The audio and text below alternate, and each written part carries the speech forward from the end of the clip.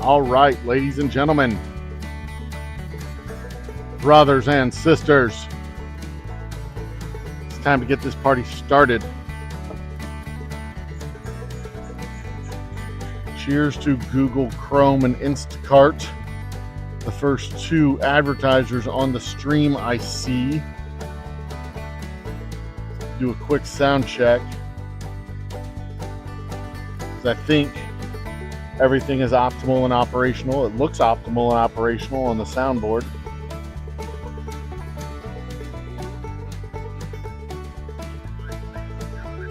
All right. So, I hear sound coming from my monitor, which means it is time to get jiggy with it, as they say on the coast. Ladies and gentlemen, brothers and sisters, children of all ages, I am the Old Humble Guy, and this is the Old Humble Distilling Company. A little bit of a different angle. My pot stills are over here. They're not behind me like they normally are. What we have behind me is the wall to my tasting room. All the way over here is the big door that goes right into my tasting room. That is the little door that goes into the back hall of the tasting room. That is the street sign from the Humble Rodeo when I sponsored a street at the cook-off. Here over my shoulder is a lineup of gin bottles that are ready to catch their labels tomorrow or the next day. But in the meantime, today I am doing a little short run of whiskey. So this is the picture-in-picture. The camera number 2, the webcam is up there, just above me here. So we're gonna have a little bit different angle. So I'll be looking up at the camera, about 3-4 feet above my head.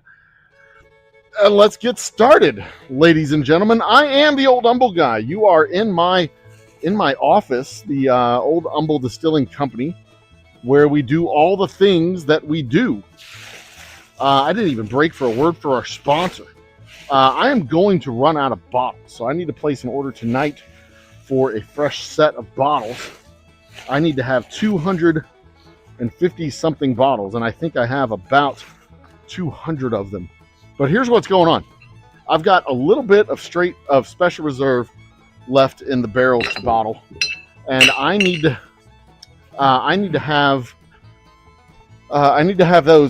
these few bottles drained out so that I can start filtering the next batch of Special Reserve out of the barrel. I drained the barrel yesterday. I don't think I'm going to have much more than a case or two. So I am going to start loading up the bottles. I'm going to start loading up the bottles here, and then I'm going to switch over to our straight whiskey, and we're going to load up as many bottles of the straight whiskey as we can. I have a significant more inventory, latent inventory here in the straight whiskey barrel that I will be bottling up. I have 130. I have about 160 bottles, it looks, that I'll be able to fill. But here's the thing. I need about 250 or so bottles to be filled up to finish this order for Louisiana, which is a problem, because if I don't have bottles,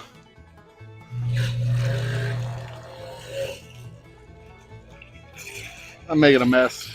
That's just water, by the way. That is what it looks like when I clean out the pipes, because I was bottling up gin.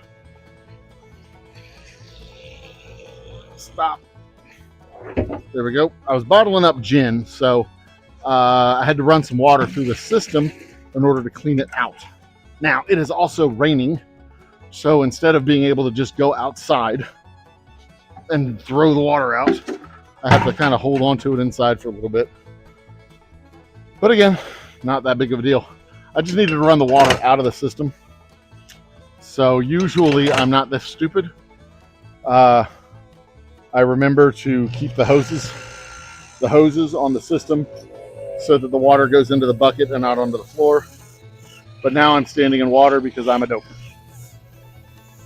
All right. So I manually bleed the air bubble out of the fill lines. And now I am ready to fill the last handful of bottles of my special reserve batch. And I think what I was thinking was I'll just merge these two batches of special reserve. But I don't do that. And I don't do that for a reason. Because when I filter the whiskey, I put it on a timer so that I can gauge what the volume is. That's how I measure the volume. I don't have a flow meter on my filter. So I can't measure the volume that's going through as it goes through. Whoosh. And there we go. A perfect fill every time. Or nearly perfect fill every time. These are probably a little bit overclocked. So I can drop it back from 26.5 to 26.3, maybe.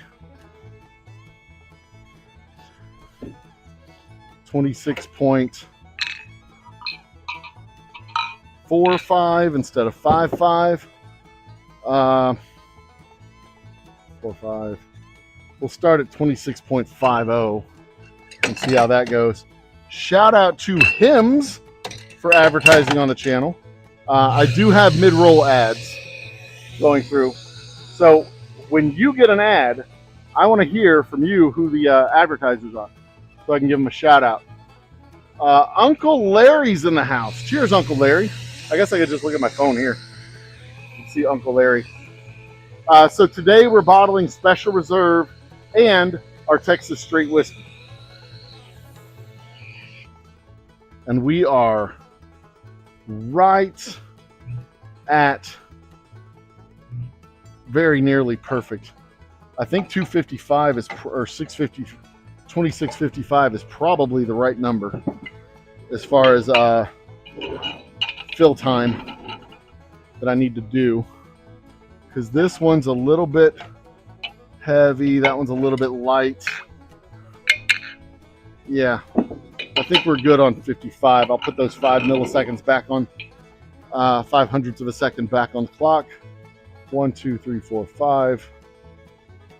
Because I would rather dump out excess than have to. No, I'm lying, actually. I'm going to put it down to 45 because I would rather manually finish them than I'd rather manually finish them off than have them come in. Than have them come in too high and have to dump out. Because if you dump out too much, then you have to start filling them out. Blah, blah, blah, blah, blah, blah, blah. Anyway, so updates to the distillery. Things that are going on around here.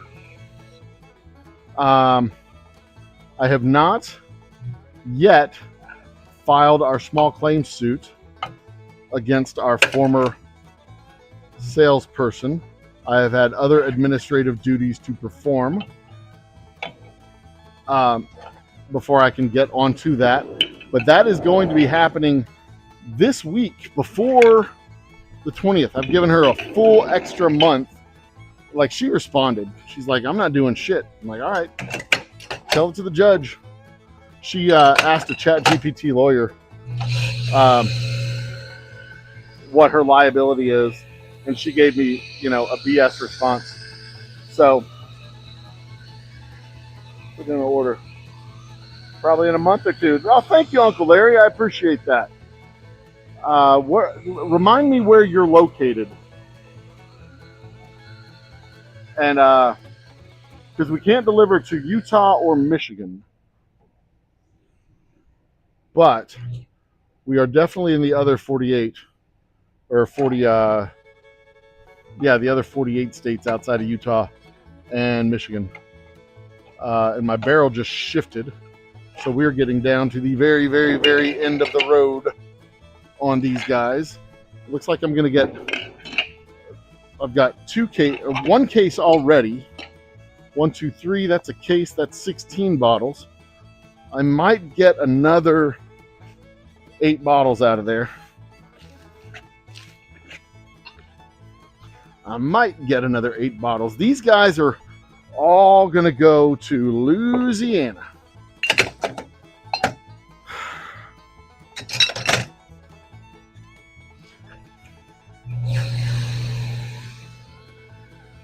I am not going to get 8 bottles out of this. I might get 4. I am probably going to get 2. That's 2. I will have 3 bottles out of this batch. All right, we are done. Stop.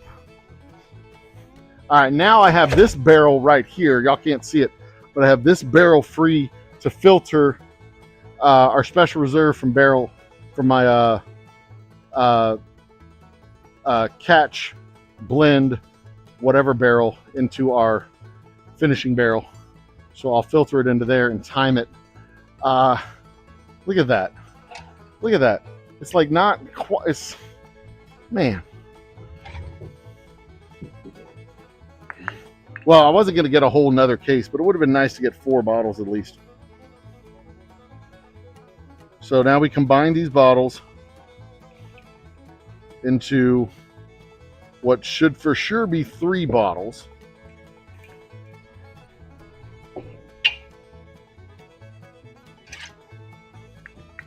Or at least, well, definitely 2, probably 3. It looks like it's 3/4 of a bottle.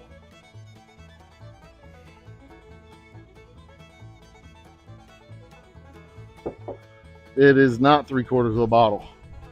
We're going to be short on the 4th bottle.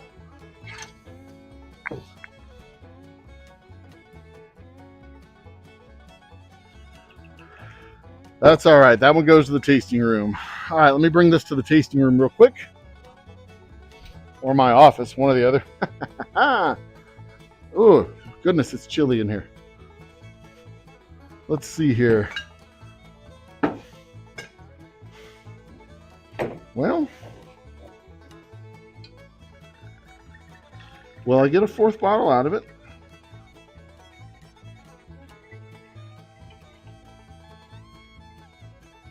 It doesn't really matter. It's not a full case.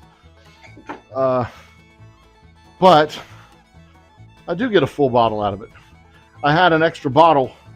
I had a second open bottle in the tasting room. So we did get 3 full bottles. In the tasting room bar top. So I did get 3 full bottles out of it. So now what I'm going to do is I'm going to switch over to the straight whiskey and start draining the straight whiskey out of its barrel. Wix ad popped up. Congratulations to Wix.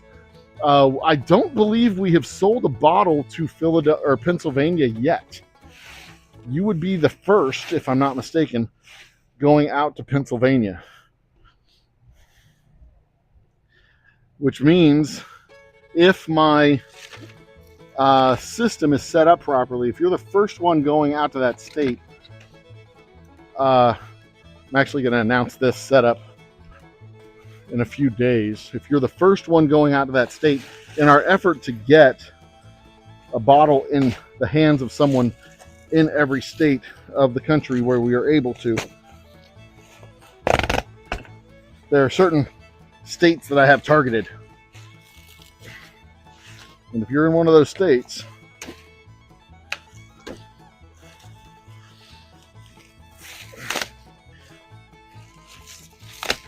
might be an extra 10% off for you.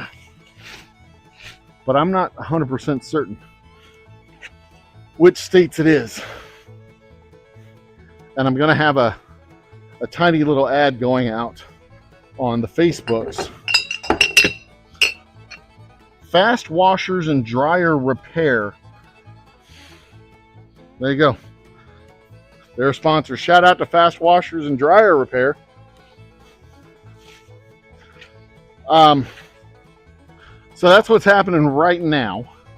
I am working on getting this order shipped to Louisiana.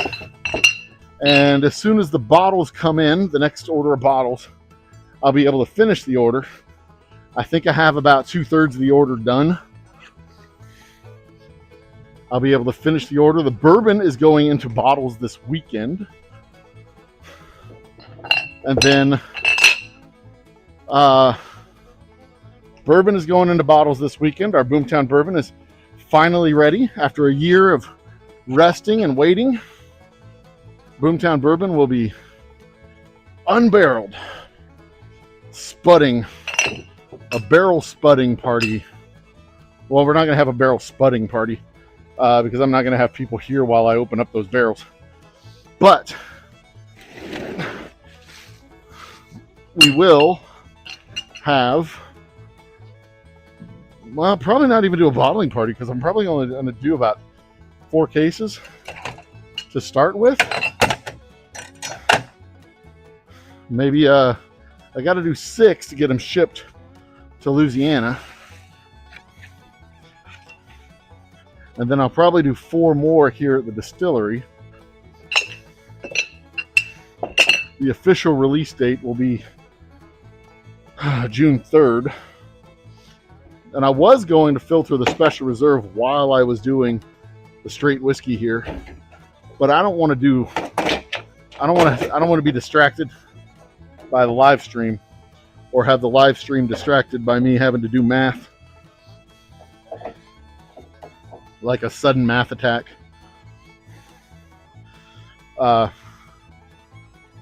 Start.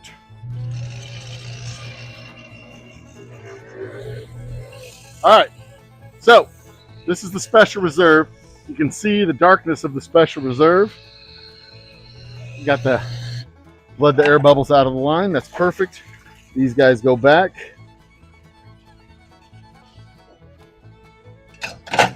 So the difference between our special reserve and our straight whiskey is the finishing process that we do for the special reserve.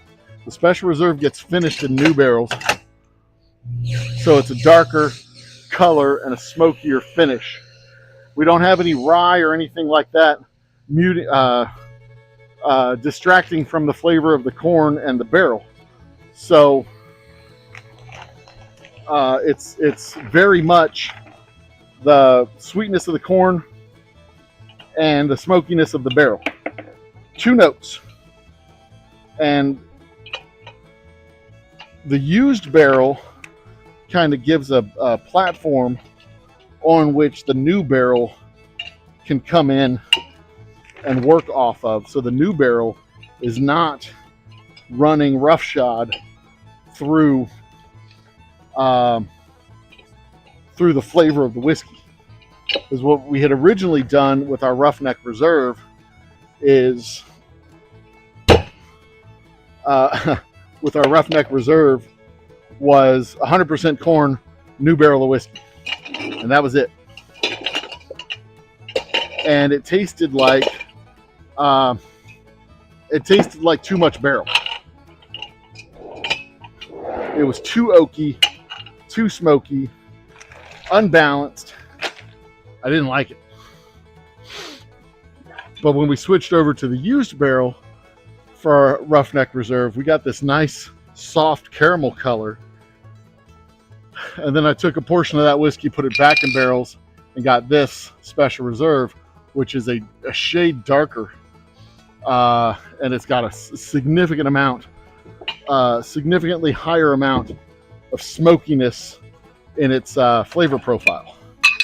So it is a wholly different experience when you're going after the when you're going with the special reserve, especially if you switch between the two, because we're talking like garlic bread and regular bread. Uncle Larry, it is extremely satisfying to see the progress that we've made. When I look back from where we started in a facility, a 3,500 square foot facility that was way bigger than what we needed. It was way bigger than what we needed, way more way more than what we should have started with, to be entirely honest.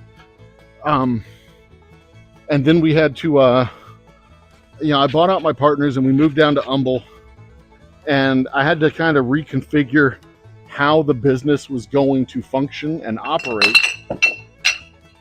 reimagine, re-envision what we were doing. So we were in business for 2 years, and then basically I scotched those 2 years, and because we weren't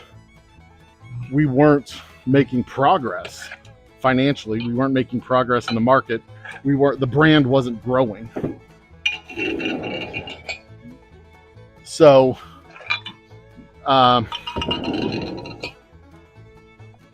change of plans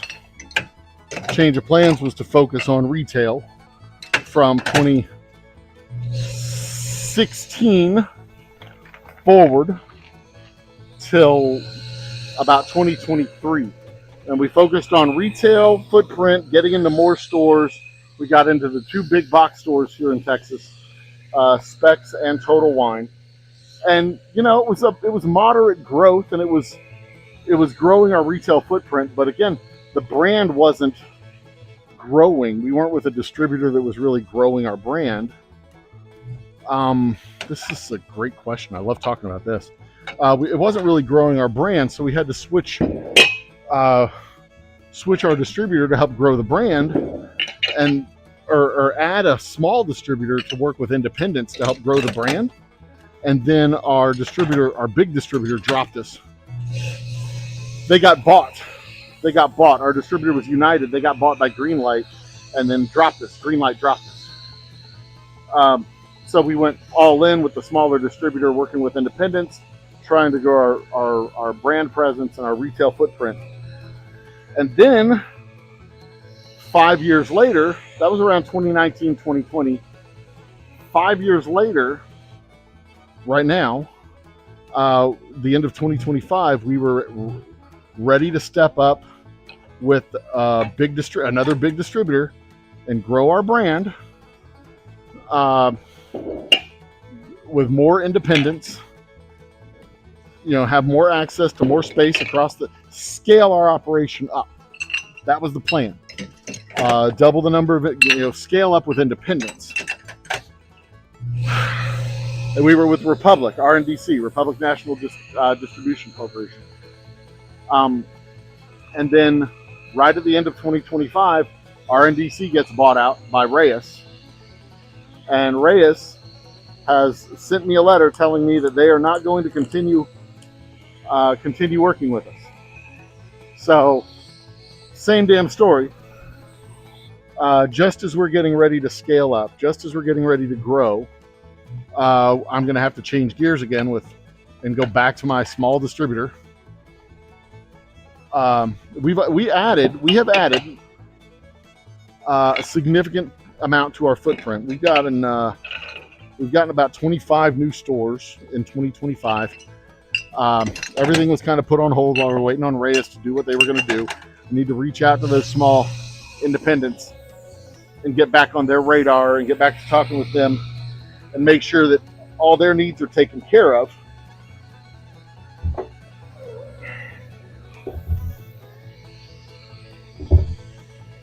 As far as tastings and inventory and stuff like that, all that goes. But instead of being in, as my goal was this time last year, instead of being in 100 stores by the end of this year, we are likely going to be in about 50 stores. Well, that's not true. We're going to be in about 75 stores. I'm going to fall short of my 100 store goal by about 25, but we're going to be in a new state, Louisiana, and we may be in a third state by the early part of next year if everything continues to go well. We might be adding California to our roster. So there's a tremendous amount of satisfaction, but there's also a tremendous amount of frustration, because every step forward has 2 steps back, sometimes 2 steps forward and 1 step back. And you make plans to grow, and sometimes you're able to grow at the rate you want to grow, and sometimes everything goes wrong and you have to stop. And that's the frustrating part, is if it doesn't go fast enough, if you're not making enough of a profit, you get behind on your mortgage, you get behind. I had my transmission fall out. My transmission in my van burned up over Thanksgiving, which, if you've got a corporate job, your transmission going out sucks. But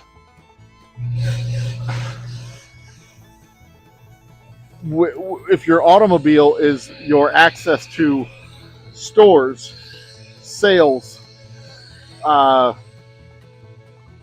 events and travel and all the stuff you do, and you have limited access to an automobile because you're a family of 3 cars, and one of those cars is your wife's, the other one is your kids.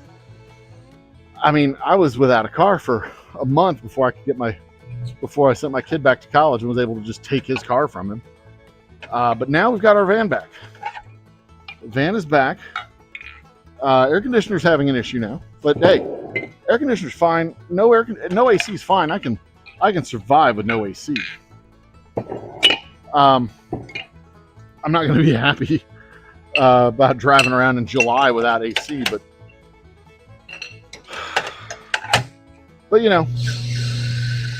every month that we get our rent paid is another at bat. And the number one rule in baseball is if you've got an at bat, you've got a chance. The game is not over until the last out of the last inning.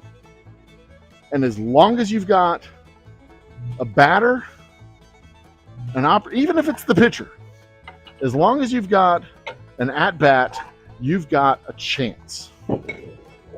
And as long as you have a chance, you can win. That's one of the things I love about baseball. Even in football, you have time on the clock, but you don't really have a chance to win. You can be down by 20 points in football. It doesn't matter how much. Well, I mean, it matters how much time you have on the clock. But if you're down by 20 points, the amount of time left in the game is 100% relevant to whether or not you got a chance to win the game. If it's 20 points in 2 seconds, game's over. There's not a 20-point play that you can pull off in 2 seconds. That is a three possession game. You know what I mean? But in baseball, you have 3 outs. If you're the home team, 3 outs in the bottom of the ninth.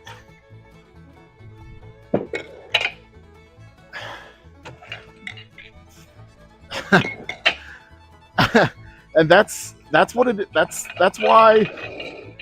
why baseball is the perfect. That's one of the many reasons why baseball is just a perfect metaphor for life.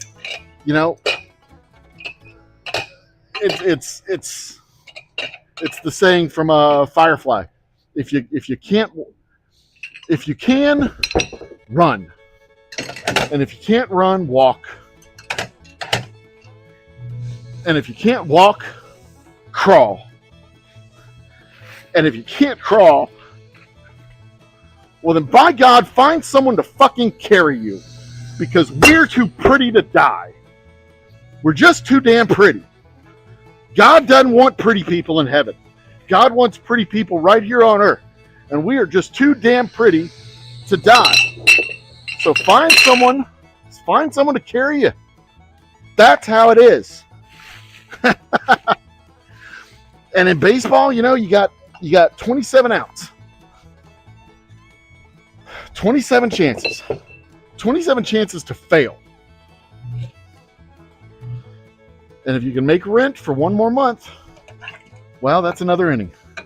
It's another at-bat.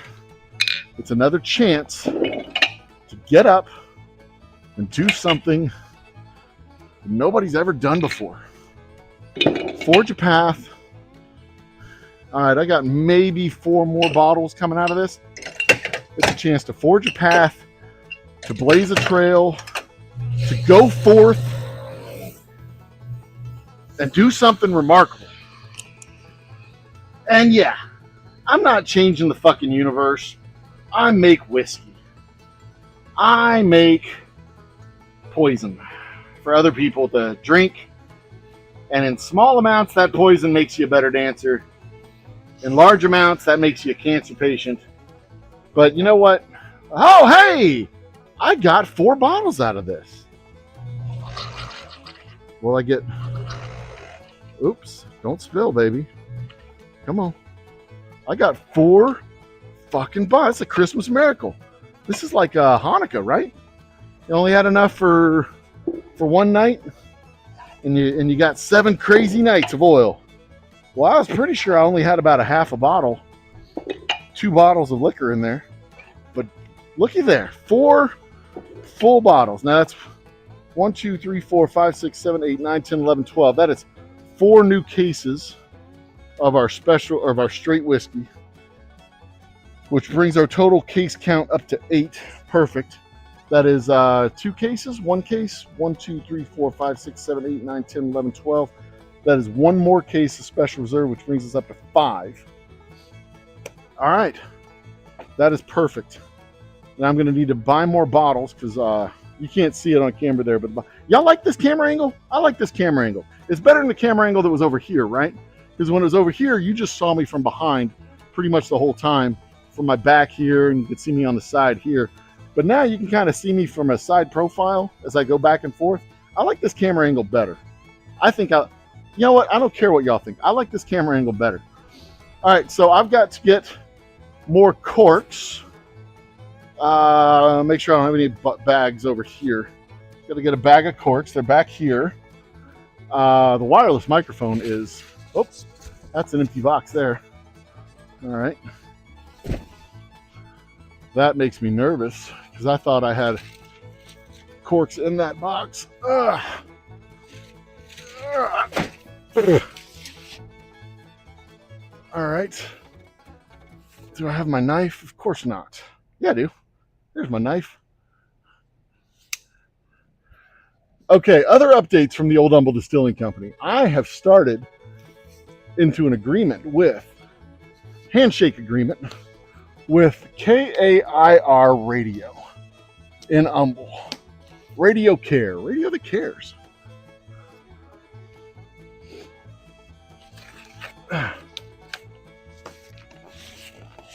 There we go. There we go. Whew. If it sounds like it's heavy, it's because it's heavy. Whew. All right. Bag of corks. So I've started into an agreement with them to carry the Old Humble Happy Hour as a podcast. 1 hour podcast. So I've started re-recording my old shows, old topics and old shows, into 1 hour uploadable bites.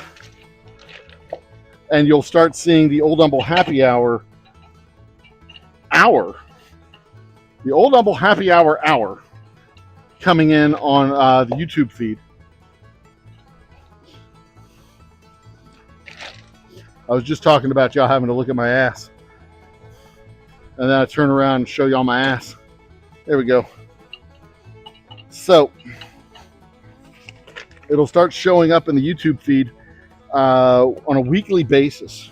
Because I'm basically going to do the same thing I do with the live show, where I just turn on the camera, pour a cocktail, give a quick update about what's going on at the distillery, a plug for the distillery because, you know, they're the distillery is the main sponsor of the show and the principal reason why I'm doing the show. And then launch into my topics. The one whiskey topic I'll talk about the cocktail I'm having if I'm having a cocktail. I'll talk about a whiskey topic, and then I'll talk about a general interest topic of some sort. At least I think it's a general interest topic. It's generally interesting to me. There's a trash can right there, old humble guy. God damn, you're an absolute pig. All right.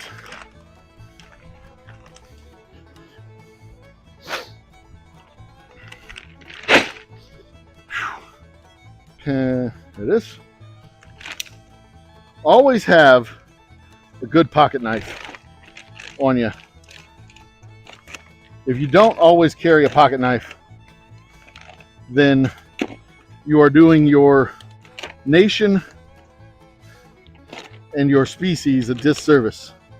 And by species, I mean humanity in general, because you should always have a pocket knife. This is a public service announcement from the Old Humble Distilling Company. Get a pocket knife and always carry. It doesn't have to be a 4-inch knife. It could be a little pen knife. You know, a little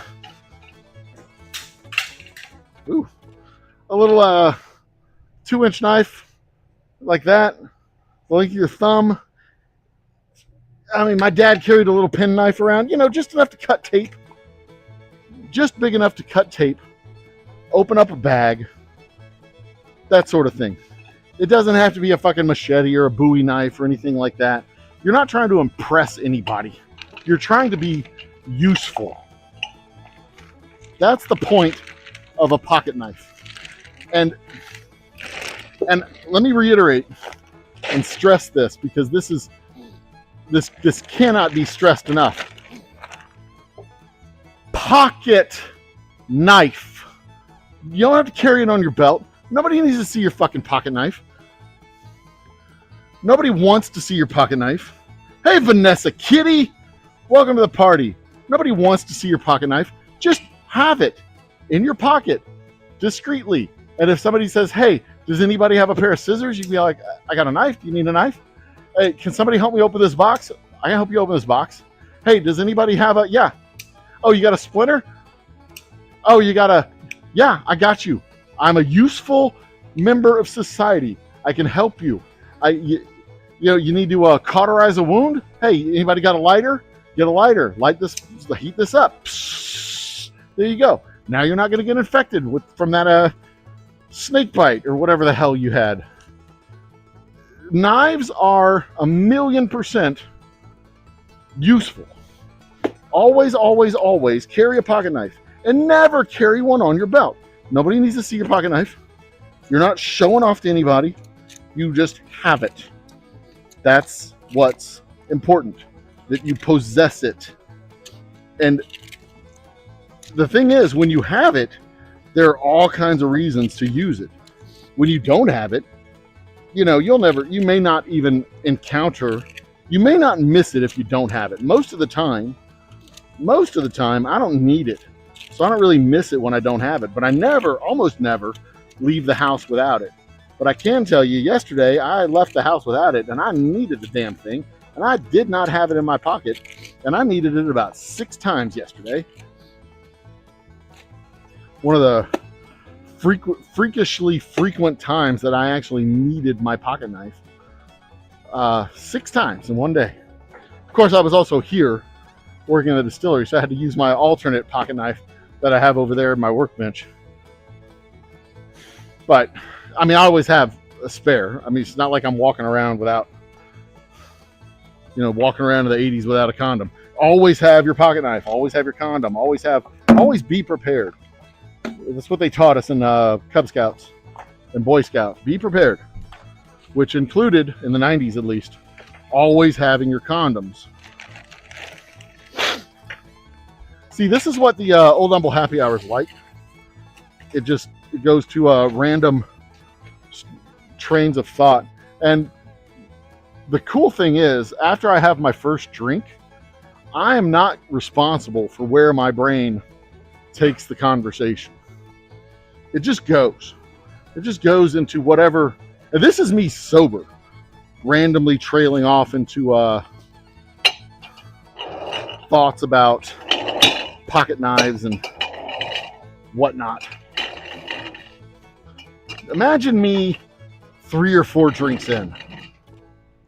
That rarely happens when I'm doing the podcast because it's only an hour.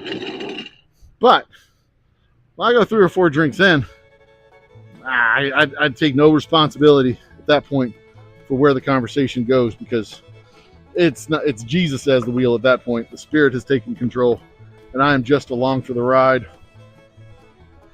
At least as far as the conversation goes, I am 100% in control of my faculties. That is always true. I never, ever, ever let myself. Kohler generator ads. Huh. Interesting. All right, can you see me over here?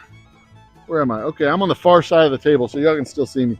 So next step of the process is to do the shrink seals. And I'm going to do the special reserve first, and then the straight whiskey, so that I don't get them mixed up. I won't, because they look different, but I don't want to run that risk either. So I'm going to seal and label and box one, then the other.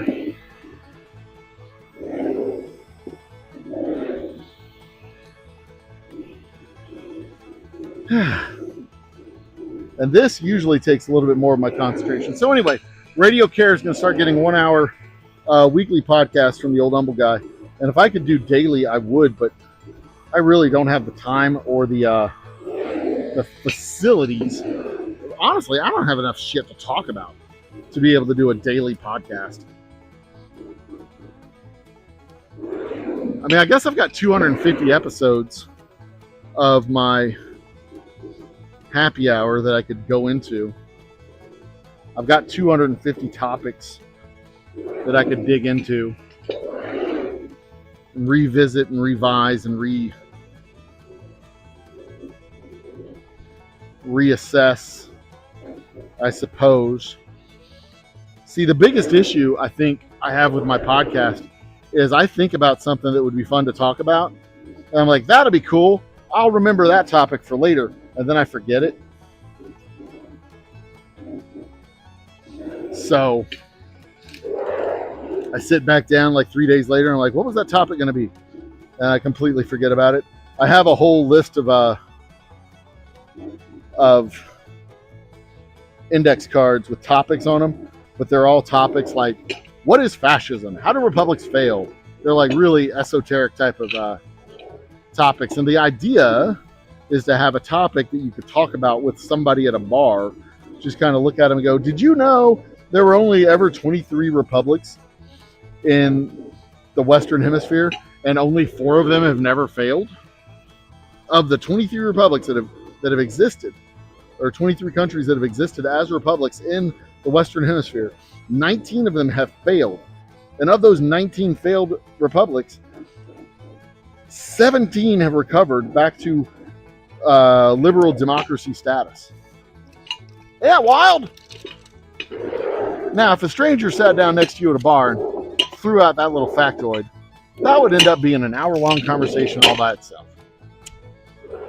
Because there's little pieces of information behind there, like the number of republics that failed because the United States coordinated a coup.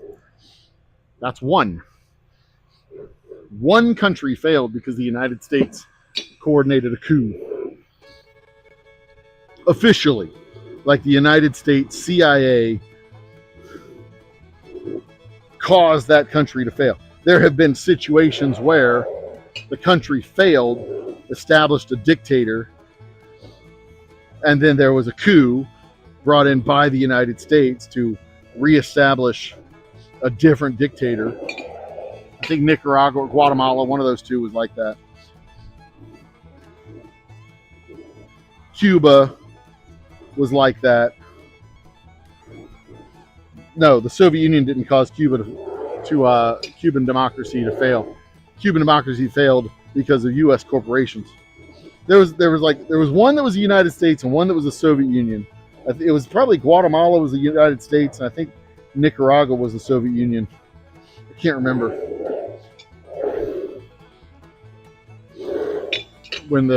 but most of the other times when the big powers got involved, it was because the country had already failed as a democracy, as a republic.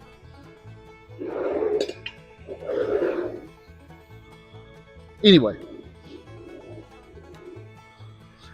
topics like those are topics for the second half of the Old Humble Happy Hour. The first half of the Old Humble Happy Hour is just, talk about the distillery, talk about whiskey, moving us towards through the first cocktail and into a more sociable and social hour. That's the idea. That's the goal for the Old Humble Happy Hour. And that's what I'm trying to do with it. So when I do my live shows, I open it up to chat. I'll generally do that, but I'll be interacting with chat as well. We'll be talking with chat in the first half of the show, and then I would launch into the monologue, and chat fills up the chat queue. If it's, if I'm being interesting, I guess, or if I'm not being interesting. I'm not sure which one is better, if I'm interesting or not. If I'm interesting, I guess people bounce off ideas back and forth, and they have kind of their own little conversations. And then at the end of my monologue, I go into chat, and we kind of dig through chat. That's what I do live. But these shows are going to be strictly 1 hour, no chat, because they're pre-recorded. And they're going out on the radio. Internet radio. It's not real radio, it's internet radio, but it is a chance to promote the distillery, boost our SEO ratings, come up in more places when you search for whiskey talk, whiskey chat, whiskey related topics, barrels, age statement, aging regions, shit like that. And even to pop up in when there's searches for things like philosophy, humor, public interest, history, science, time travel, movies.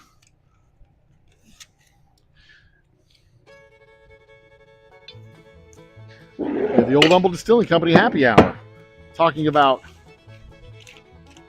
physics, the philosophical question of exploring the unknown, and how can we ever know the unknowable? Oh, that's a hell of a bar conversation right there. How can you ever know the unknowable? Mathematical proofs that attempt to prove unknowable answers. Like, this is one. At no point in the set of infinite numbers do you cease to have twin primes. Vanessa Kitty, if you're still there, this is one that's right up your alley. So a twin prime are two prime numbers exactly two numerals apart, like 7 and 9. Well, except 9's not prime. I'm sorry. 11 and 13. So in any set of 10 numbers, there's always one. Well, I say always. Mathematicians have been unable to demonstrate that there's not twin primes. And if you know anything about primes, Well, I'll take that back. Everybody knows something about primes. If you study primes enough, you know that every prime number ends in one of four numbers except for 2. 2 being the only even prime number there is, because it's the first even number. So every prime number ends in either 1, 3, 7, or 9. Every single prime number in the infinite set of numbers, with the exception of 2, ends in 1, 3, 7, or 9. Every number that ends in 0 is even. Every number that ends in 5 is a multiple of 5. Every number that ends in 2, except for 2, is even and a multiple of 2. And that goes for 4, 6, and 8 as well. So every number that ends in 2, 4, 6, or 8 are multiples of 2, so they are not prime. Every number that ends in 5 and 0 are multiples of 5, so they are not prime, except for 5, which is, of course, the first multiple of 5, so it's also prime. So if you look at the distribution of prime numbers, after the first set of 10, and as the set of primes grows, the distribution of primes becomes evenly distributed, about 25% for each one, especially as that number grows, because in the first set of primes, you have 2 and 5.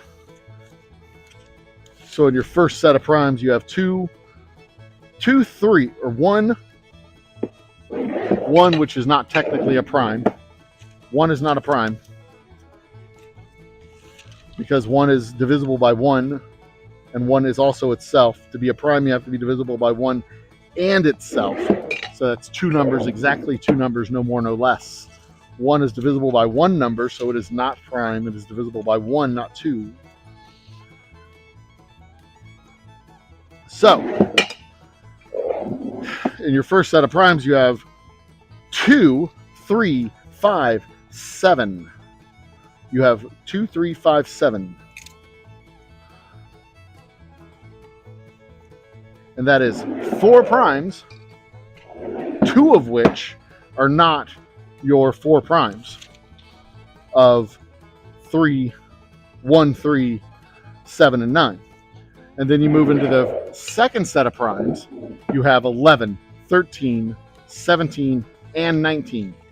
Your 4 standard primes, 2 of which are twins.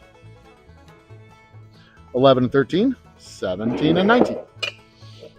And then going forward from there, every single number, or every single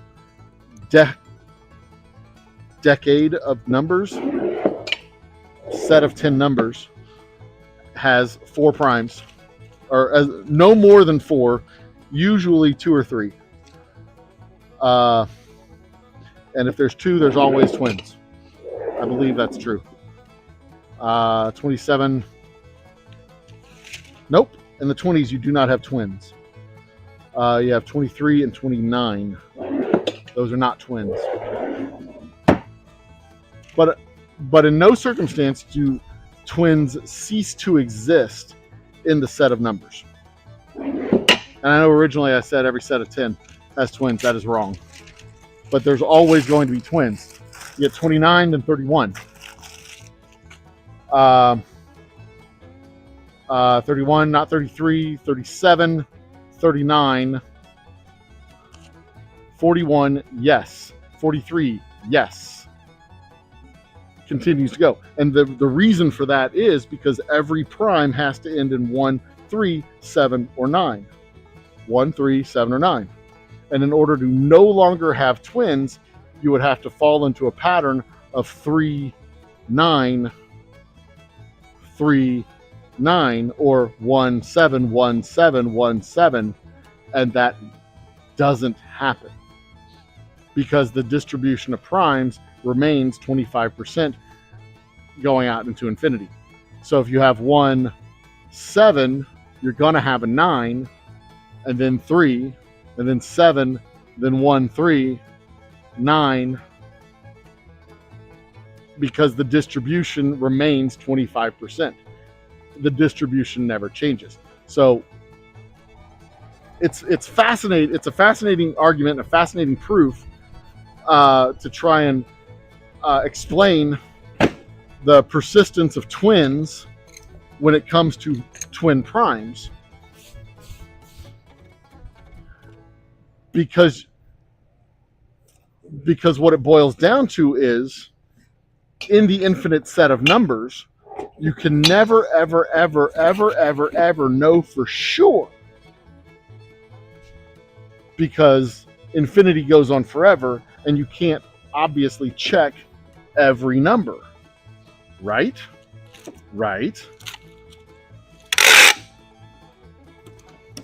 But math, at its core, is a function of defining the infinite, giving a finite definition to the infinite possibility of mathematics.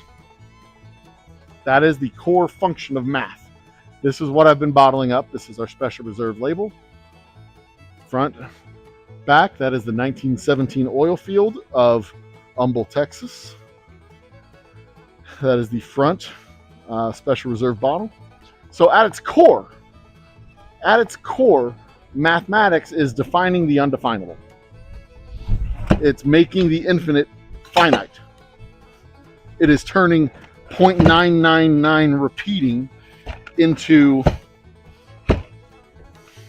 1/3 times 3, which is 1. Right? That's what mathematics is at its core. What else is at its core defining the finite, or defining the infinite in a finite way? At its core, religion is the same thing. It's defining the infinite in a finite, understandable way. Oh, dog! The old humble guy just got deep. Yeah? It do be like that sometime. At its core, that's what religious texts do. At their core, that's what religious texts do. They take the infinite and they seek to define it in a finite way. God is a burning bush.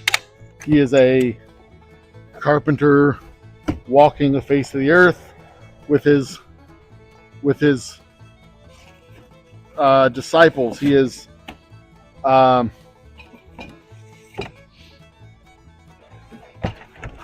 breeze. He is a column of fire. He is a he is a he.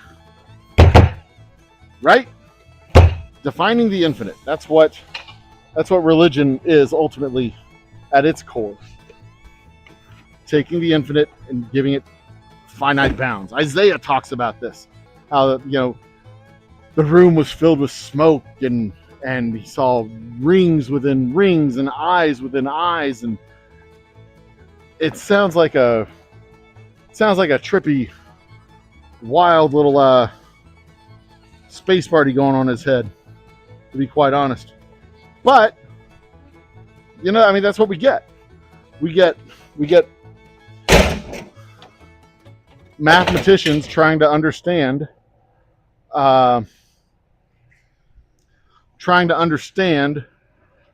infinite sets of numbers and how infinite sets of numbers work.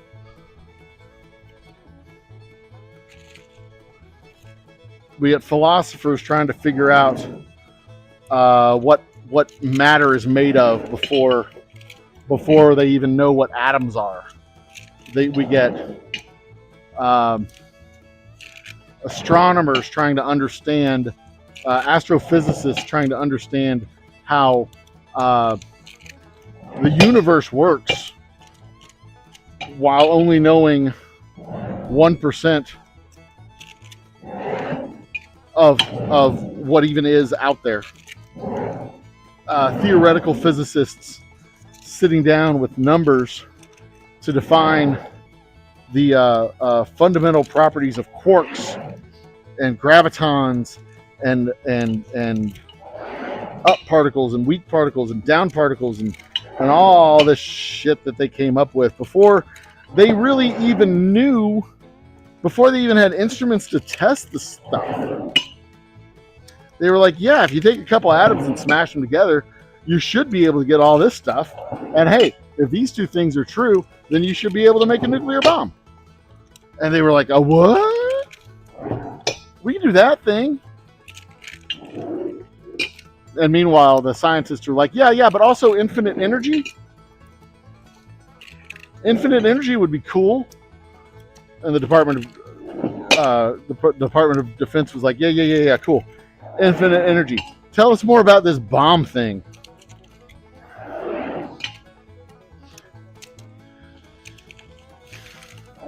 Because the other thing that's always true is if you show humans the face of God, humans are immediately going to take that God and weaponize it against people they don't like. Whether that God is atomic energy or the infinite wisdom of the universe that we are desperately trying to understand in our finite presence here on Earth. Isn't that wild? Isn't that wild? I mean, Base 44 AI ad. Hey, Uncle A, I'm glad you're still here. Listen to me ramble about astrophysics and metaphysics at the same time. Anyway, that's probably going to be a topic on the Old Humble Happy Hour. That's what I like about this, doing this, is I could just, like, this is what goes through my mind when I'm working. So now y'all get a little sneak peek glimpse of the bizarre functionings of what I think about when I'm doing this shit. Unless I'm just listening to music. Sometimes I'm just listening to music too. And a fun conversation we had last night, me and my sons, my 15 and 19 or 20-year-old son.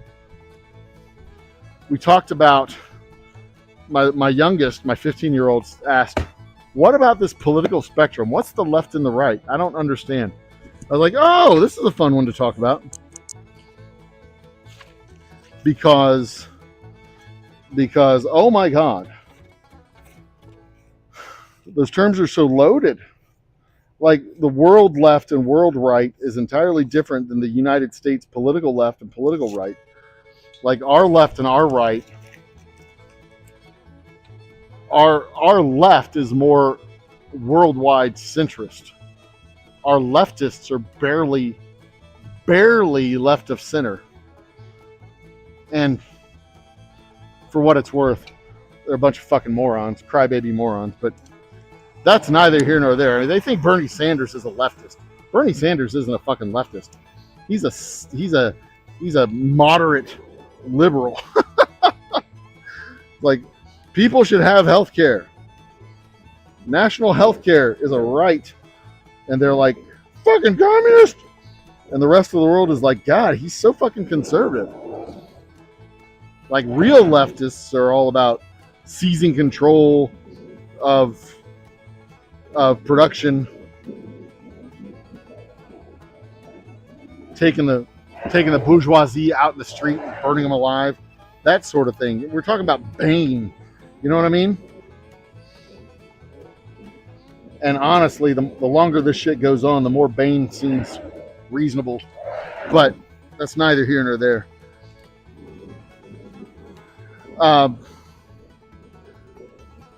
You know, we don't really have a leftist movement in the United States the way they have leftist movements in Europe. Our leftists are dumb crybabies. They think they're leftist because they don't like Israel. Hey, newsflash, nobody fucking likes Israel.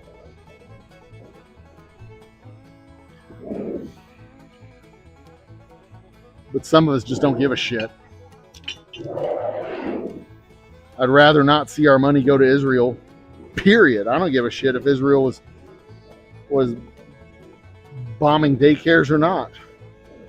I don't want to see my money go to Israel. I'm going to move the camera a little bit closer if I can, because it feels like y'all are clear on the other side of the planet. Let's see here. Can I move it closer? Maybe I can zoom in a little bit. There's all that empty space between us. Let's look and see here. Is there a way I can zoom? No. I have to physically move the computer forward this way because my camera is connected by wire to the computer. Tough shit. Y'all are just gonna have to stay over there. Sorry, I tried.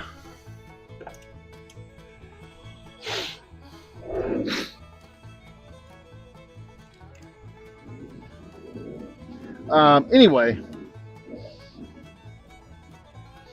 even our conservatives have moved more right wing than fast washers and dryers repair. Appliance cowboys. That's what they're called. Appliance cowboys. Shout out to Appliance Cowboys. Anyway, we used to have fairly centrist politics through the 80s and 90s. Our liberals were moderate left of center. Our conservatives were moderate right of center. And in the 90s, our liberals were more right of center than left of center. Like that shifted in the 90s. The libs, the Democrats, let me say, were less liberal and more just to the right of moderate, center right, if you will. But that changed in, God, I want to say Clinton's second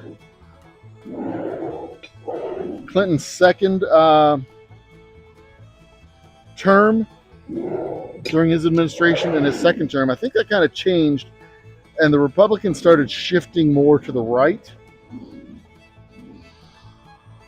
Ronald Reagan started it probably, but they really started pushing to the right under Newt Gingrich, and they started talking about purity tests and rhinos, and they were tired of losing. They were tired of being blocked out. 8 years in the wilderness, losing. Ronald Reagan and George Bush got them thinking they deserved to be in the White House. Bill Clinton defeated an incumbent president to take hold in the White House. And the Republicans started talking about purity tests and started really changed their rhetoric. Launched back into the culture wars, the race culture wars, the dog whistles, really got on the anti-homosexual bandwagon, anti-gays bandwagons. That's also when gay rights were moving to the forefront. Gay marriage was moving to the forefront. The Sanctity of Marriage Act was passed. Like, the conservatives started getting more conservative, more right of center. And the liberals weren't getting more liberal. You know what I mean? They were still kind of moderate, left of center, right in that centrist area. I mean, the most gobsmackingly liberal thing they were talking about was national health insurance and gay marriage. Human rights for people, civil rights for everyone in the United States, equal protection under the law. I mean, maybe gay marriage is some kind of radical leftist ideology, but they weren't sitting here talking about socializing. They weren't talking about ramble on. They weren't talking about socializing the insurance companies. They weren't talking about socializing the banks. They weren't talking about, nationalizing industries or anything like that. They were just talking about a national health insurance plan, Medicare for all. I, to this day, I don't understand there's nothing leftist about that. We're not talking about seizing the companies and turning them into national assets. Nobody's talking about that. Nobody's seriously talking about seizing guns, disarming the nation, suspending the Constitution. Well, nobody on the left, at least, is talking about any of that shit. The only people talking about it are right-wing fearmongers. So, they talk about the polarization of American politics, but it wasn't the left talking about purity tests and the left wasn't talking about illegal aliens becoming the DACA stuff for kids who were brought into the United States who didn't come by themselves. They were brought into the United States as children. And that was just deferred action for childhood arrivals. That's what DACA stands for, deferred action, not no action. But anyway, they talk about the polarization of politics. I don't think it was really polarization. I think it was one party moved further to their right, and the other party just kind of stayed where they were. Maybe took a couple of steps left, but didn't the Democratic Party did not become a socialist party by any stretch of the imagination. Some of us are old enough to remember the 90s and remember that there was a point in time when both parties were really kind of the same thing, and they would sit down and they would agree to solve a problem, and the problem would get kind of solved in a way that nobody was particularly happy about, but it was this stupid jury-rigged system where basically the problem would get solved, but there would be such a heavy bureaucratic mess on top of it that it almost certainly wouldn't work well, and it would be a sloppy mess. Funding for public schools. The reason the Department of Education exists is because funding for schools across the country was inconsistent. Some states would have better funding for schools because they had a better tax base, like New York and California and Florida and Texas. We had more populations. Virginia, Ohio, we had a higher population, so we had better schools. That's it. Iowa and Nebraska and little Wyoming, they didn't have as much funding for education, so they didn't have as good schools. Period. That was it. So the Department of Education came about and said, you know what? Science and math funding, we're going to prioritize that, and schools are going all across the country are going to get equalized. So there won't be states that fall behind other states. The entire population will have an equal opportunity to learn. And the funding was normalized between the states of X number of dollars per student, and blah, blah, blah, blah, blah, blah, blah. Well, then they have several years of school reform. And they say, well, we want to make sure that the funds are being used right, and the funds are used effectively.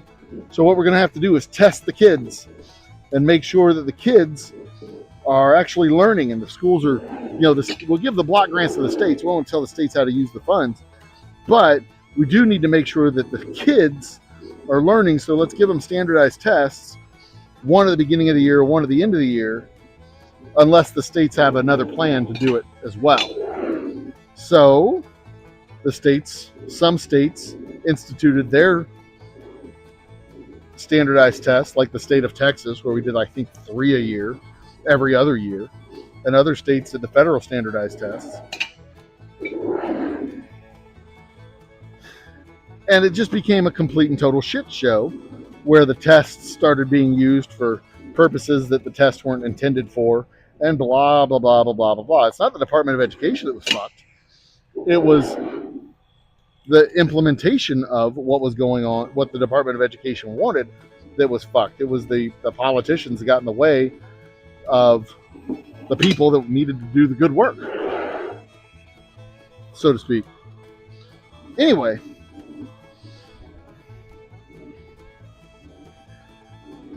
it never really fails. It's, it doesn't fail because the government can't do the work. It fails because some in the government don't want the government to be able to do good work.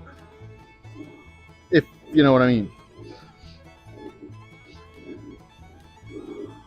And it's with good intention, but if you test it enough, 3, 4, 5. If you test something enough, it's bound to fuck it up. And you set the metrics. If you can measure it, you can manipulate it. That's the corollary to the old management business school notion that if you can measure it, you can manage it. Well, if you can measure it, you can also manipulate it. And that's a fact, Jack. If you can measure it, you can manipulate it.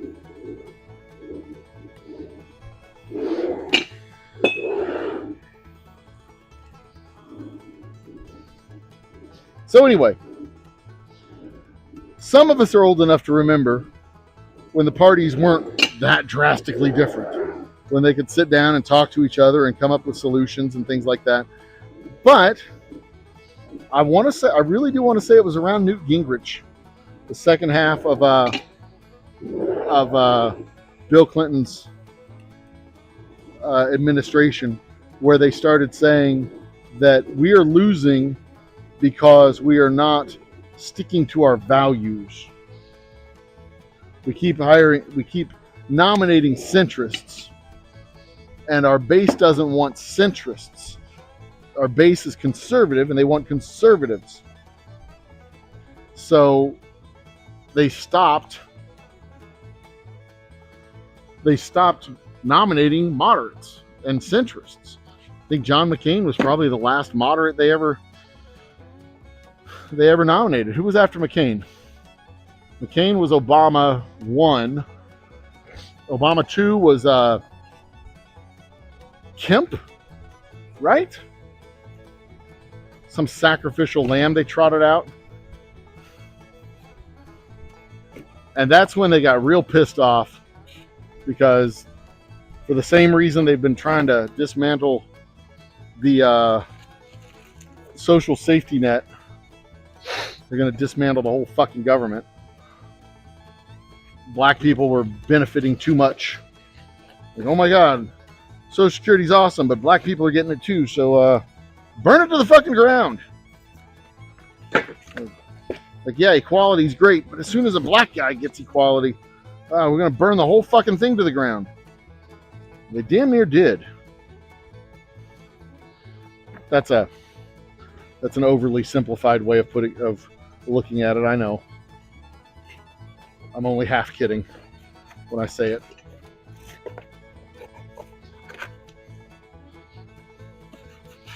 I am half joking. That's not the only reason why they tried to tear up Social Security. Pantry stocked Instacart ad. Thank you, Instacart, for your nickel, if I even get that much out of it.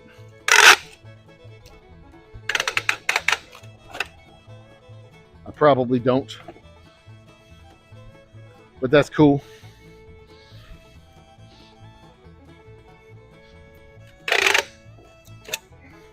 I'm about to run out of tape on this, so I'm trying to kind of use it up.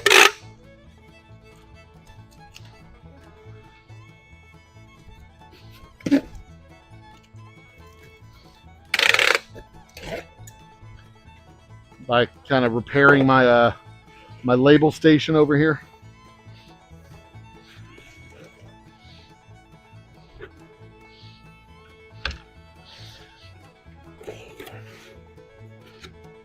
Ramblon! That was a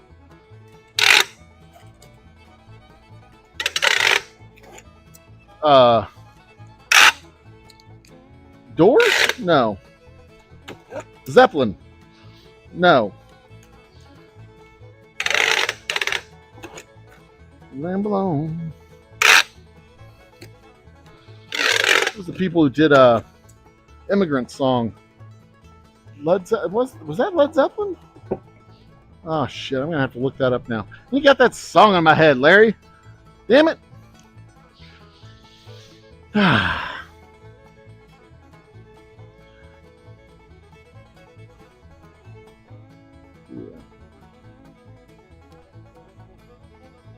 Led Zeppelin, I was right. Anyway, all right. Corks are sealed. Time for back labels, front labels. I want to get these done because the next thing is going to be finishing those while I wait. Well, I'm gonna unload the barrels for the bourbon, and then make the announcement that we'll have bottles of bourbon available for the weekend, and the official release of the bourbon will be next weekend. Because I'm still not 100% sure that bourbon's, it's really close to ready, but it is not, it may not be quite there. And I don't want, thin bourbon. I don't want another batch of thin bourbon coming out like we had a couple of years ago. Thin looking bourbon, rather. Anyway, I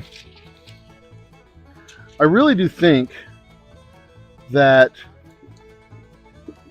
that era, because there's some of us that are old enough. We say, yeah, there's no difference between the parties. There is a difference between the parties now.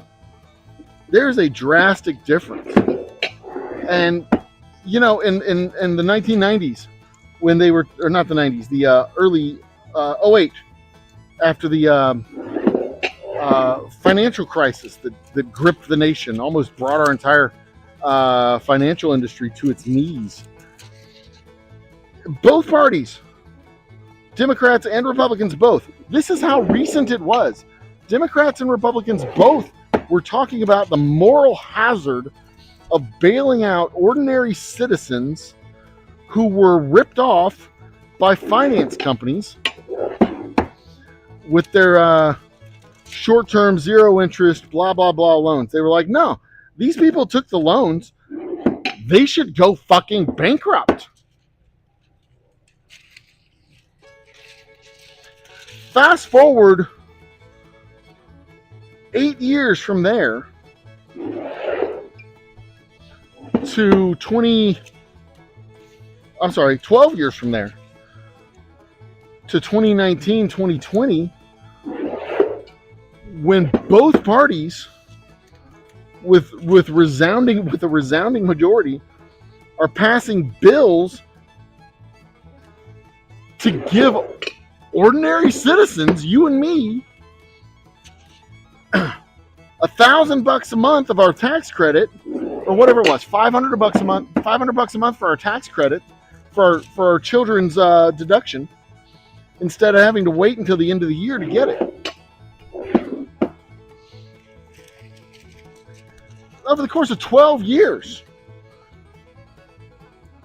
went from both parties talking about moral hazard of putting money in people's hands because they got fucked, to literally putting money in people's hands because they were getting fucked. Are you kidding me? I mean,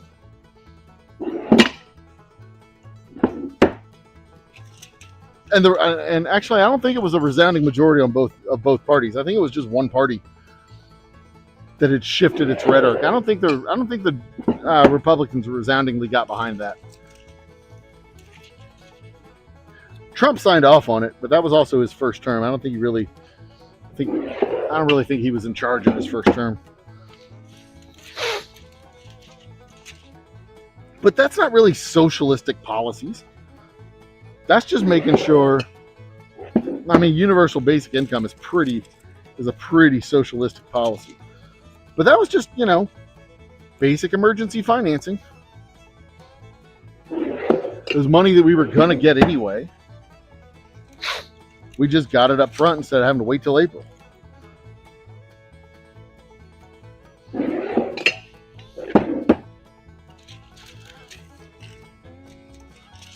But and that's what I mean. Like, the parties shifted over the course of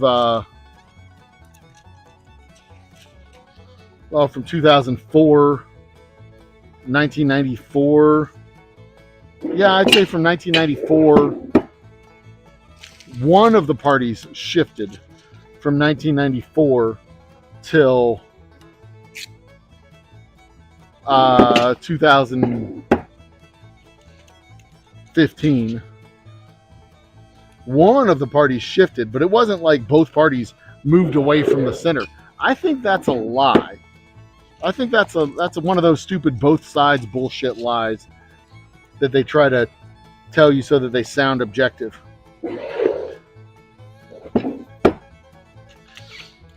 Because if you look at George H.W., the elder, when he's asked, should illegal immigrants have access to our colleges with as residential tuition? He's like, they fucking live with us, you asshole. Yes. They fucking live in our communities. They pay property taxes. They pay sales taxes. They're your fucking neighbors. What's wrong with you? And then you flash forward to today, 25 years later, and the executive is pressuring the state of, I think, Indiana, might have been Iowa, one of those I states up north, to stop allowing immigrants to have in-state tuition. I think it might have just been limited to illegals, but it might have been, I can't remember if it was just illegals or if it was both illegals and H1N1. That's a bird flu. H1B visa holders, or the education visa holders. Can't remember. Ultimate Roofing. Shout out to Ultimate Roofing. Not to be mistaken for Ultimate Roofies. We don't like those guys. Ultimate Roofie Company. When she's just too fucking chatty. No, we don't do that. That is bad. Shame on you. Ultimate Roofie Company. Get your shit straight, mister. Their spokesperson is Bill Cosby. Anyway, in every frat house. Anyway,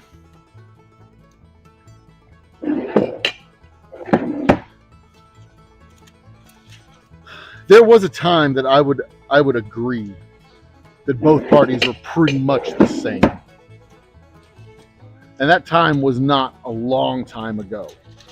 Both parties pretty much shared common values, common American values, and believed in common American principles. And we know the common core values that America stands for.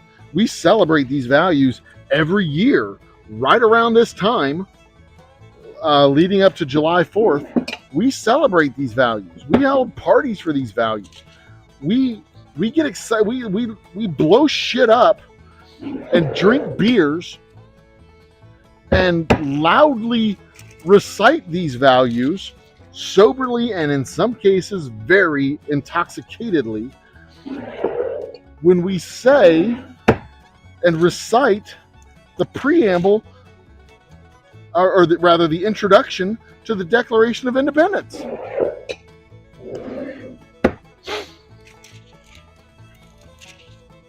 When in the course of human events it becomes necessary for one people to dissolve the political bonds to another, it is prudent that they list the causes for this separation.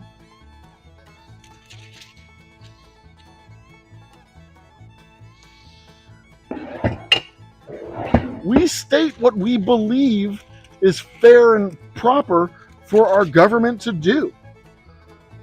And then just 13 years later, we wrote down in a document another set of core values that we hold true and uphold as literally the founding principles of our government, of our country.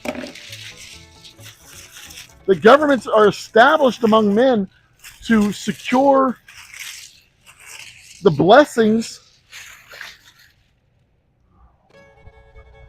of freedom and liberty for our progeny and future generations. We, the people of the United States, hold these truths to be self-evident. That all men are created equal, that they are endowed by their Creator with certain unalienable rights.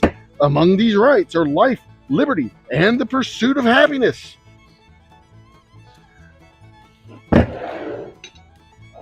And I think those words are important even today. I mean, it was, like I said, it wasn't long ago that I believe both parties believed these words. I don't believe that both parties believe these words today. I don't think that both parties believe all men are created equal. I think they believe some men are more equal than others. And they come, and some of them come right out and say it. That they want the right people. I'm sorry, did I say right people? I meant white people.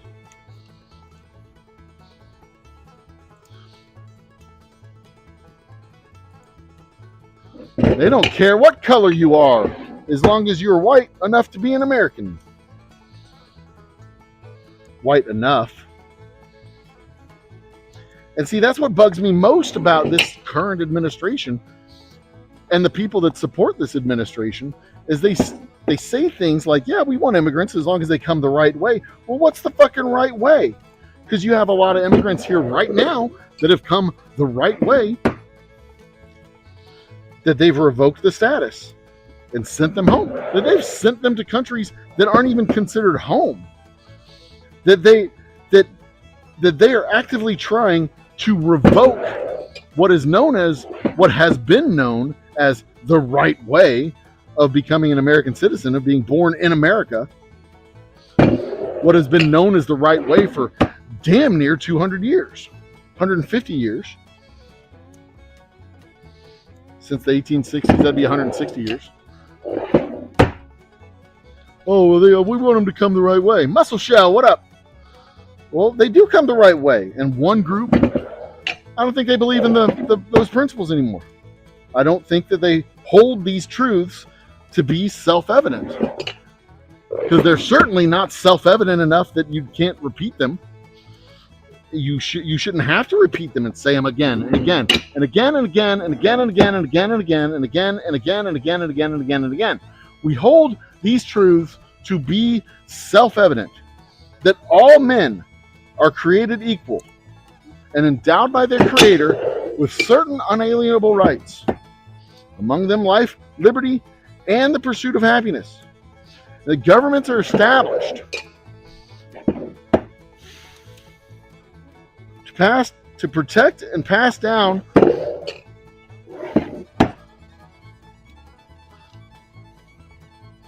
the blessings of freedom and liberty to our progeny.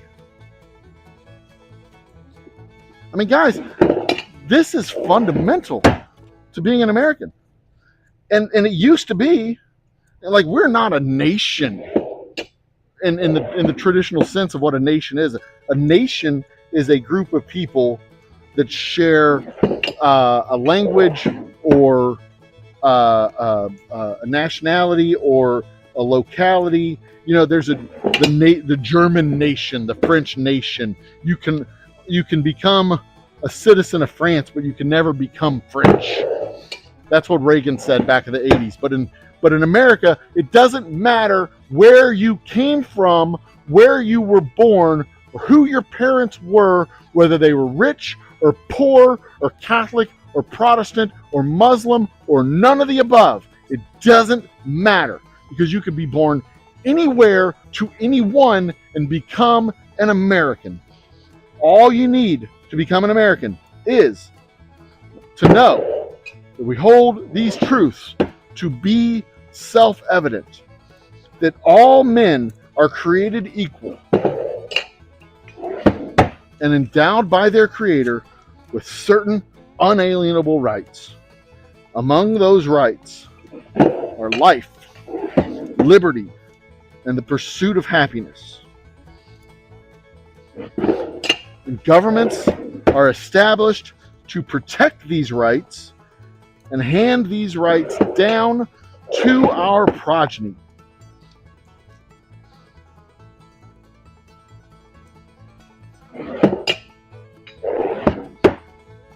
Ask me what it means to be an American.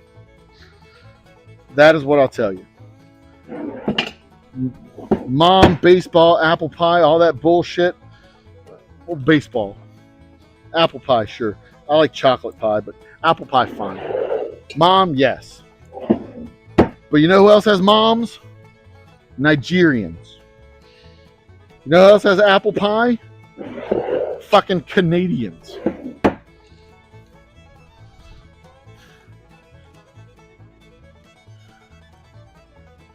You know who else does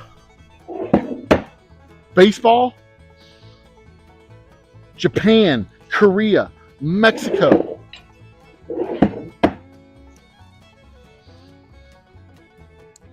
But you know who wrote down in the document that created their country, which is what the United States is? It is a nation of laws. It is a country that exists in geography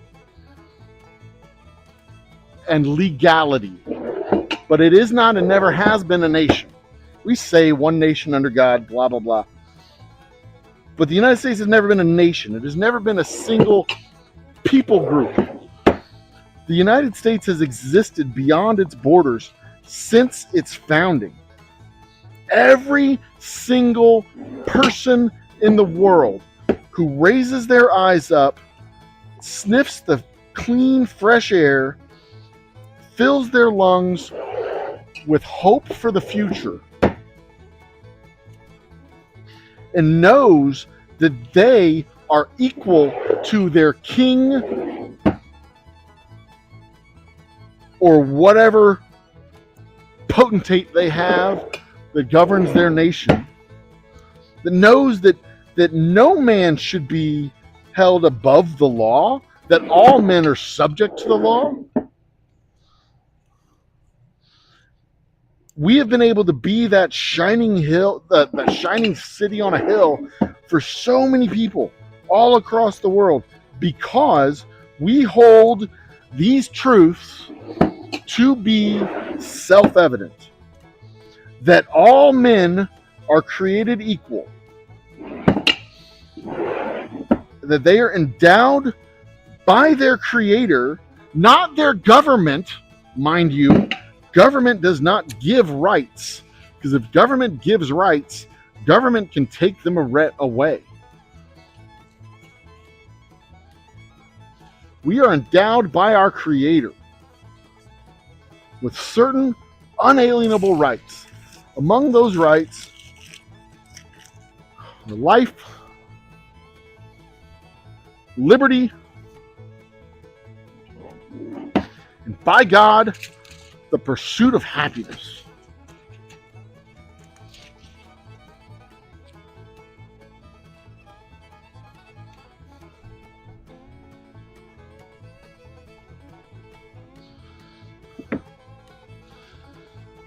And if you ask me what makes an American, what separates us from the British, what separates us from the French, what separates us from all the other free countries who are arguably more free than we, is that we believe in the American way. And the American way is, like I've said, and will say again, we hold these truths to be self-evident, that all men and women are created equal. We are endowed by our creators with certain unalienable rights. And enumerated in those rights are rights that are in the Constitution itself. And what rights are not enumerated in the Constitution are reserved to the states and the people. But the Constitution doesn't grant us rights. The Constitution simply blocks the government from restricting those rights that we are granted by our creators because they are unalienable. And like if you look at gay marriage, for example,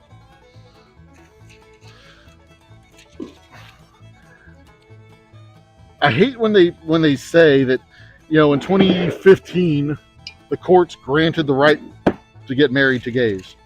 That's not what happened. That's not what happened. In 1870, the United States didn't grant the right of citizenship to all blacks who are formerly slaves and people born under the jurisdiction of the United States. That was not a granted right. What was happening was people born in the United States were not being granted the right to citizenship. That right was being withheld. And they could have passed a law, just a simple majority vote, signed by the dickhead president at the time, to say this is what a citizen is. Zip zap, done and done. And then it would have gone to litigation. States would have disputed it, worked on interpreting it, reinterpreting it, chipping away at it, redefining it. A subsequent Congress could have come in and repealed it. It could have been done by executive order, and then a subsequent executive could have come in and changed the order, reversed it, revised it. So Congress, in their wisdom at the time, in the midst of Reconstruction, said, no, this is a right, and no government shall be allowed to restrict that right.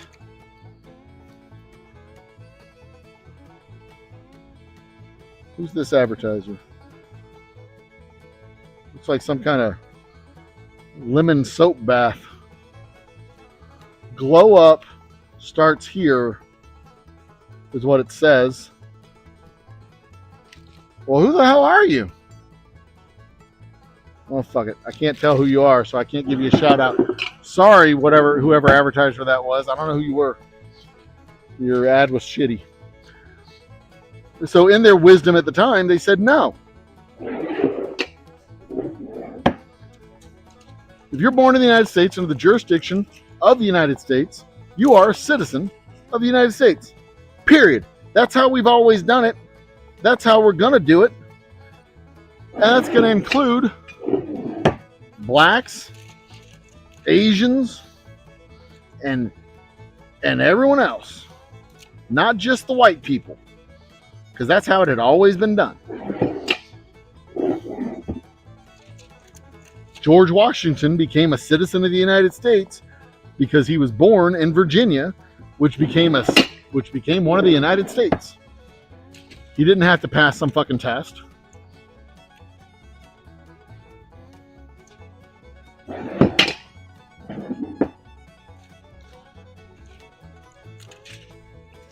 But that's how it works. We don't get granted rights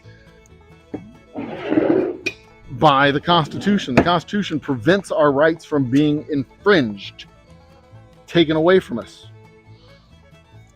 And we can have a healthy debate about what is our right.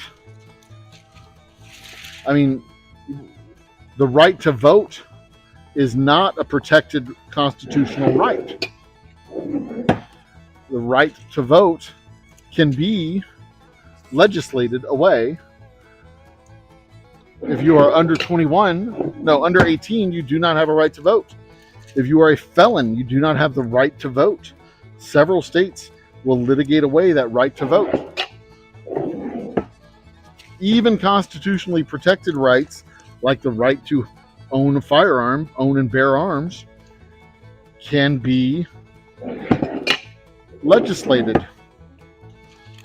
Well, I mean, if the right to vote can be legislated and the right to bear arms can be legislated, your right to security in your domicile and your papers, the right to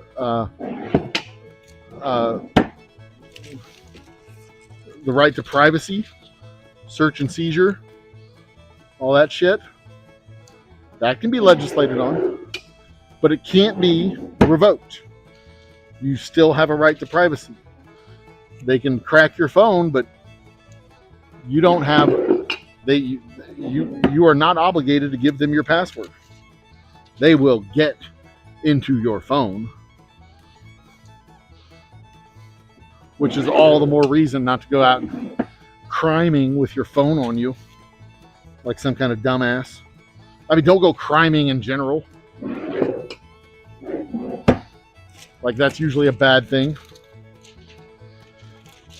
Almost always a bad thing to go out criming. But if you are going to go criming, don't bring your phone. Take a hand-drawn map if you are prone to get lost.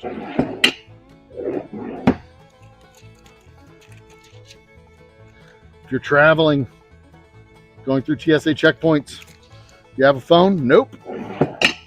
You don't have a phone? Nope. You're going to frisk me?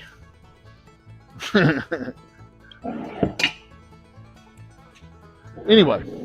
I don't remember where I was. Oh, yeah.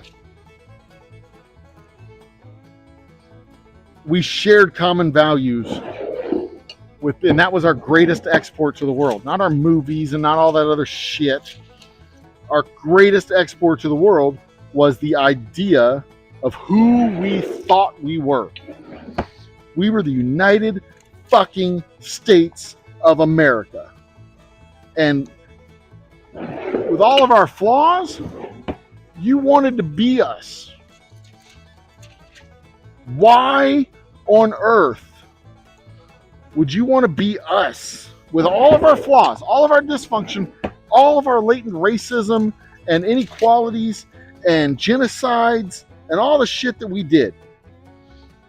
Why on earth were we the destination for the world's poor, huddled masses, yearning to breathe free? Why here? And you break your leg and you lose your house because your health insurance was tied to your job and you couldn't come in, so they fired you, and so you lost your health insurance. So your broken leg goes untreated and you get gangrene and they have to chop off your leg. Now you're on disability. Why the fuck would you come here? Because we hold these truths to be self-evident. That all men are created equal.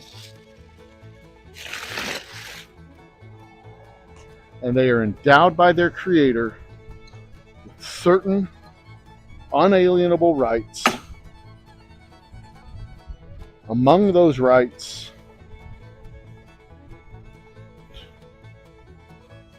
life. 1, 2, 3, 4. Life, liberty, and the pursuit of happiness. And if you look at all of the protected rights, in the Constitution, and they're in there, just got to read through your fucking Constitution, people. Constitution, which went into effect in 1789, when the United States was officially established. So we're 250 years of independence, but we're not 250 years of a nation yet. of a country. God, I love talking about this. I fucking talk about this all day. I love July 4th. I love Independence Day. I love talking about American values and what makes us a people. God, I love this. Because it's never not important. It's never not interesting to me. It's never not something that we should all remind ourselves of every goddamn day that we're alive. Anyway, if you look at the rights enumerated, protected in the Constitution, life, liberty, and the pursuit of happiness, every single one of them. Oh, I didn't show the bottle off. Every single one of them falls into one of those categories. There it is. That is our Texas straight whiskey. There's the back.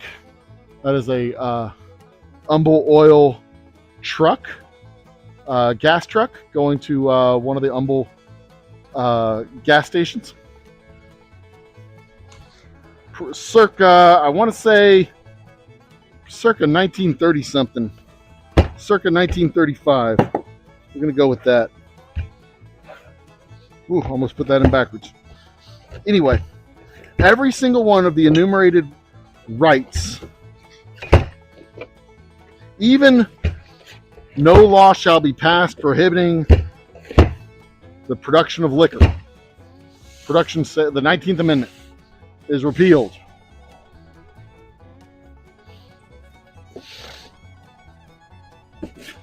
Every single protected right in our Bill of Rights is about life, liberty, and the pursuit of happiness. Whether it's citizenship for those born in the United States, voting, setting the age to vote, granting women the right to vote, that is liberty. That is the pursuit of happiness. Free speech, the right to petition the government is liberty. The right to free speech is happiness and liberty. The right to assemble is happiness and liberty.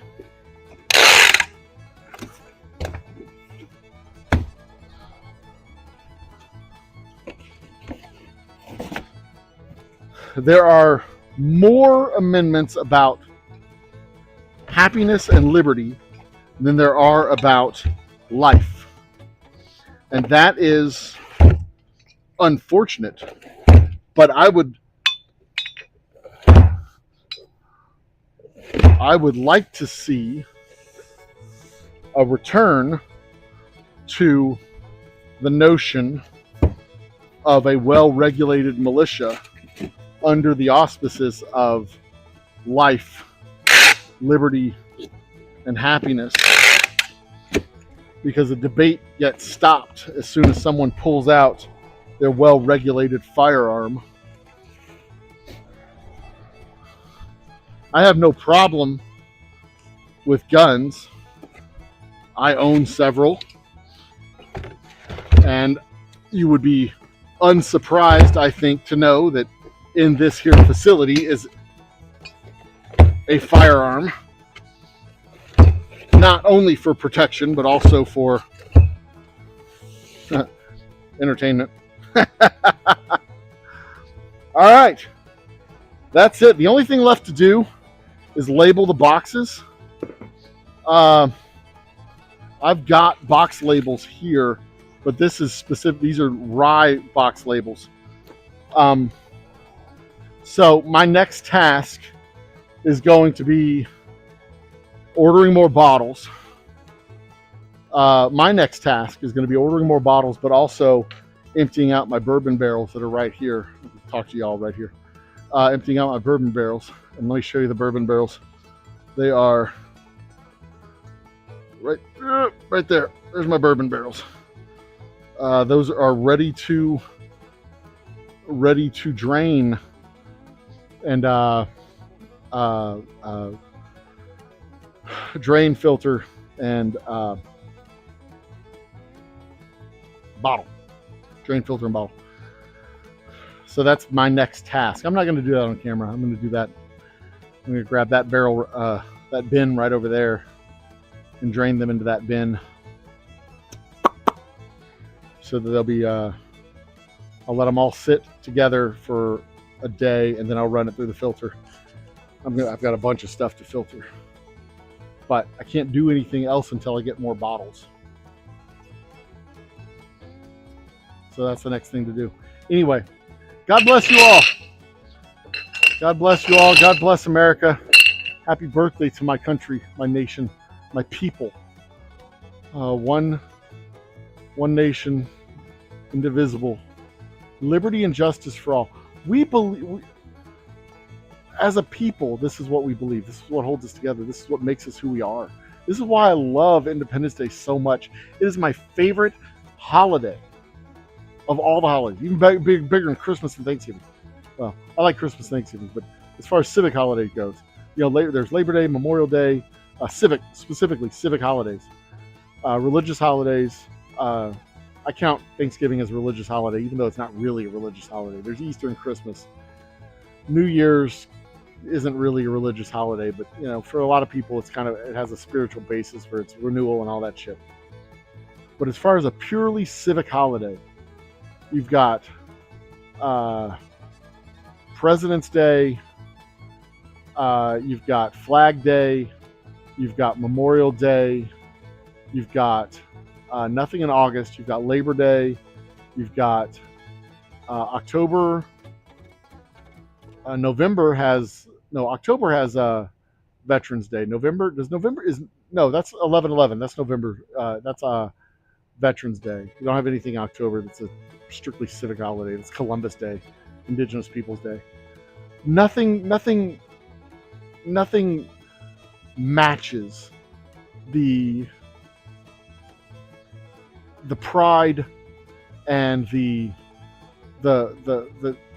just the civic outpouring of pride and togetherness and fraternity that you get from July 4th. Everybody goes outside, everybody launches their fireworks, everybody is barbecuing, everybody's on the same page for one day.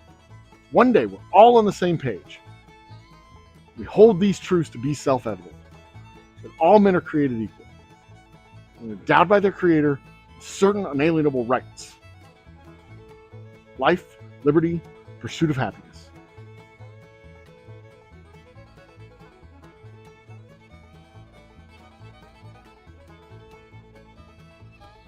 That still means something. That still means something to me, at least. And I wish it meant something to more people, because if it meant something to more people, we wouldn't be where we're at today.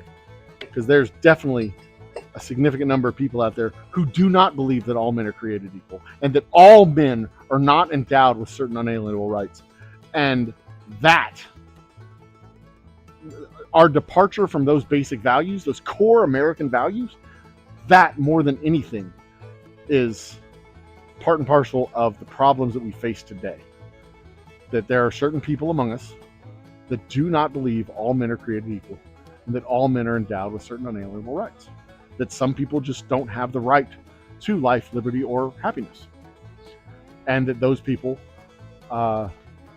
should be demonized and treated as vermin and called invaders.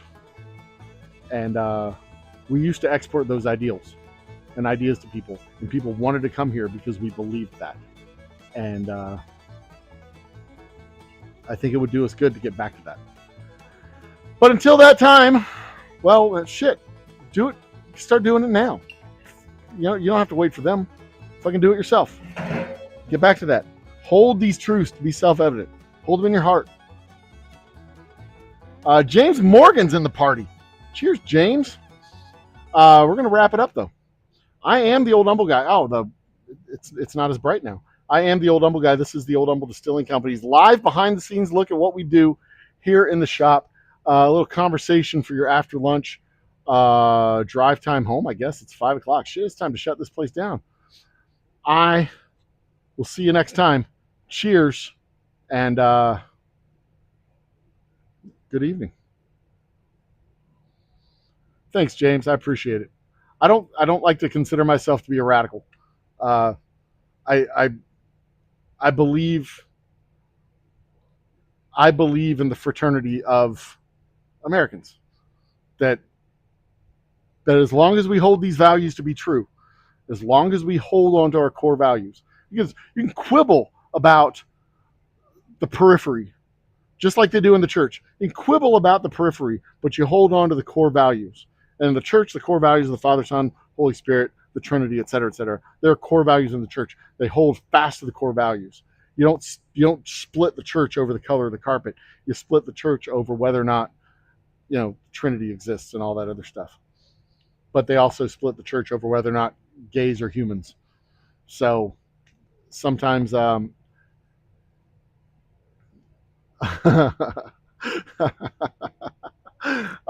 appreciate that. I don't think I am. I don't think I'm. I don't think I'm radical by my standards here in the United States.